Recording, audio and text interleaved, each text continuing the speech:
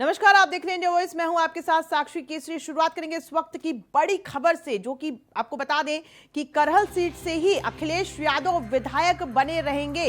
जी हां, इस वक्त की बड़ी खबर, अखिलेश यादव ने लोकसभा से इस्तीफा दे दिया है। आजमगढ़ से सांसद थे अखिलेश यादव। इसके पहले ये बात सामने आ रही थी कि जब उन्होंने करहल सीट पर जीत हासिल की तो ये बात कही जा रही थी कि हो सकता है कि वो लोकसभा से इस्तीफा दे दे और विधायक बने रहें, या फिर विधायक पद से इस्तीफा देकर के वो लोकसभा के सदस्य बने रहें। लेकिन फिलहाल ये बड़ी खबर आपको बता दें कि विधायक बने रहेंगे करहल सीट से अखिलेश यादव, क्योंकि उन्होंने लोकसभा से इस्तीफा दे दिया है। आजमगढ़ से सांसद थे और सांसद पद से इस्तीफा उन्होंने दे दिया है और खुद को विधायक बनाया है करहल सीट से। अखंड प्रताप शाही हमारे साथ जुड़ गए, हमारे स्टेट हेड। अखंड, चूंकि इस बड़ी खबर की बात करें तो आजमगढ़ से सांसद थे अखिलेश यादव, उसके बाद उन्होंने विधायक के लिए भी चुनाव लड़ा और जीत भी हासिल की करहल सीट से। अब उन्होंने इस्तीफा दे दिया है अपने सांसद पद से। बिल्कुल, ये उहापों की स्थिति बनी हुई थी और सबसे बनी हुई थी जब से वो करहल सीट से चुनाव जीते। और ये माना जा रहा था कि हो सकता है कि विधानसभा में जो नेता प्रतिपक्ष का पद है वो अपने किसी करीबी को दे दें। ज्यादातर नाम शिवपाल यादव का आ रहा था कि शिवपाल यादव को वो विधानसभा अध्यक्ष नेता प्रतिपक्ष बना सकते हैं और उसके बाद ये वापस आजमगढ़ का जो आजमगढ़ से सांसद का जो पद था उसको कंटिन्यू करेंगे, करहल से विधायक पद से इस्तीफा दे देंगे। लेकिन हुआ इसके उल्टा और इस बार उन्होंने बिल्कुल चौंकाते हुए ये फैसला लिया है कि इस बार वो विधानसभा में बने रहेंगे। मुमकिन है कि नेता प्रतिपक्ष की भूमिका भी अखिलेश यादव निभाए, इस पर भी तकरीबन मुहर लग चुकी है। और ये अगर अखिलेश यादव इस तरीके का फैसला लेते हैं तो निश्चित तौर पर उनको एक पद छोड़ना था, दो में से एक ही पद पे वो रह सकते थे, तो लिहाजा उनको जो आजमगढ़ से सांसद का जो पद था उसको छोड़ना होगा। कल हम अपने याद दिलाएं कि कल अखिलेश यादव पहुंचे थे आजमगढ़ और वहां पे भी उन्होंने आजमगढ़ जाने से पहले ही उन्होंने कहा था हम आजमगढ़ के लोगों से मशवरा करेंगे और उसके बाद किसी नतीजे पे पहुंचेंगे। तो उसके आजमगढ़ के दौरे के बाद उन्होंने ये फैसला लिया है और अब वो सांसद का पद छोड़ेंगे और करहल से विधायक के तौर पर अपने पद को कंटिन्यू करेंगे। जी अखंड, चूंकि ये चौंका देने वाला खबर है, अखिलेश यादव ने ये जो फैसला लिया है, सांसद पद छोड़ दिया है, क्या इसका खामियाजा उन्हें भुगतना पड़ेगा? क्या सांसद पद छोड़ करके विधायक पद को चुनना उनके लिए ज्यादा बेहतरी है? क्या लगता है?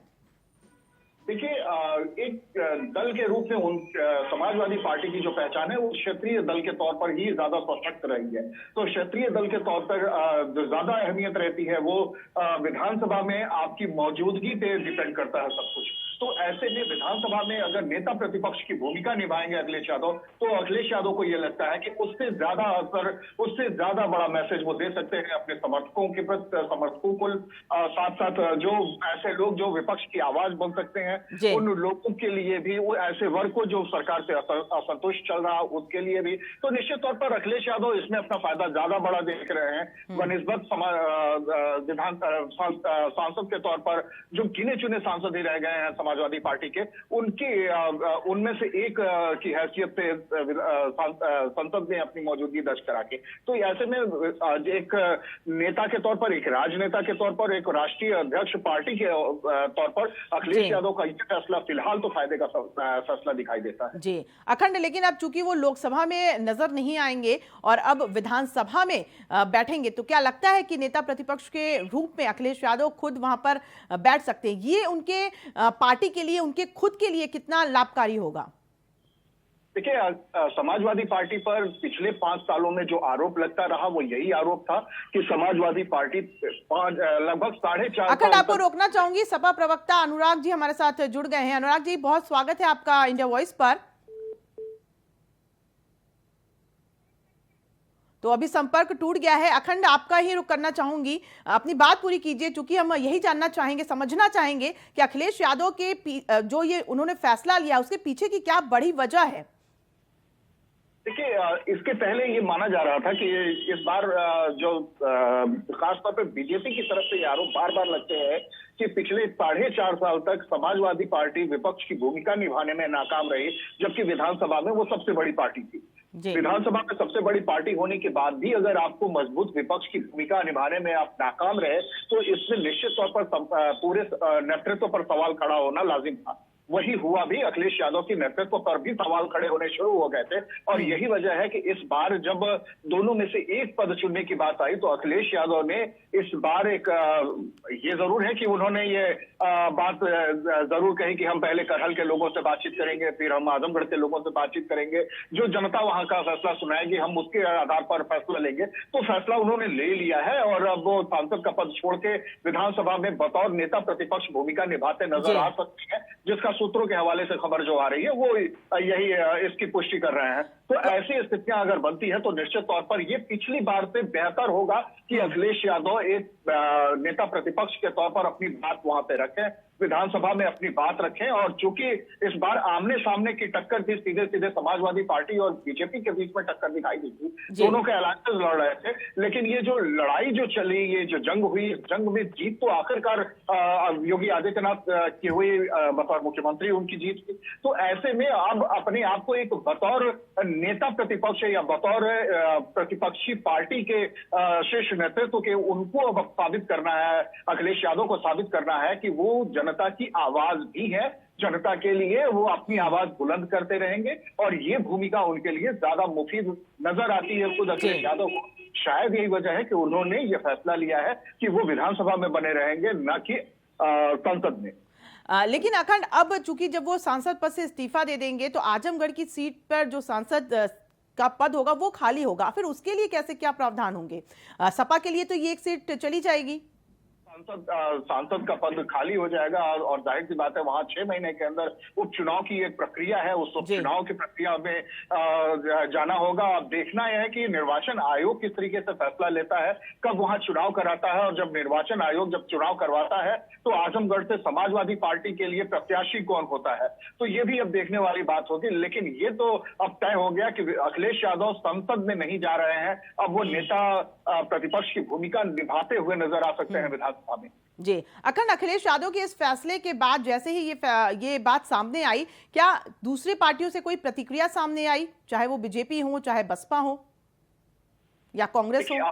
क्योंकि तुरंत ये खबर आई है और इसके बाद ही कुछ देर बाद ही मुमकिन है कि थोड़ी ही देर में तमाम नेता आजकल सोशल मीडिया के जरिए भी अपनी प्रतिक्रियाएं देते हैं, तो जल्द ही किसी की प्रतिक्रिया भी अब तमाम जो विरोधी दल हैं, तमाम ऐसे दल हैं, चाहे वो बीजेपी हो, चाहे वो कांग्रेस हो, चाहे वो बीएसपी हो, सभी अपनी प्रतिक्रियाएं भेज सकते हैं। जी अखंड, चूंकि इस बार का विधानसभा चुनाव सपा ने अकेले नहीं बल्कि गठबंधन के साथ लड़ा था, सीटें भी देखिए हासिल की, हार भले ही उन्हें देखना पड़ा, बीजेपी से वो हारे, लेकिन वोट प्रतिशत की बात करें, सीटों की संख्या की बात करें तो उसमें इजाफा सपा ने जरूर पाया है। तो क्या उसी हौसले को देखा जाए जो अभी अखिलेश यादव ने ये फैसला लिया है, उसी हौसले के बलबूते पर लिया है? निश्चित तौर पर समाजवादी पार्टी को बड़ा फायदा हुआ है और बड़ा फायदा समाजवादी पार्टी, क्योंकि 2017 से पहले की स्थिति में वो सत्ता में थी, 5 साल तक सत्ता चलाया अखिलेश यादव ने, बतौर मुख्यमंत्री उन्होंने सत्ता में अपने आप को एस्टैब्लिश किया।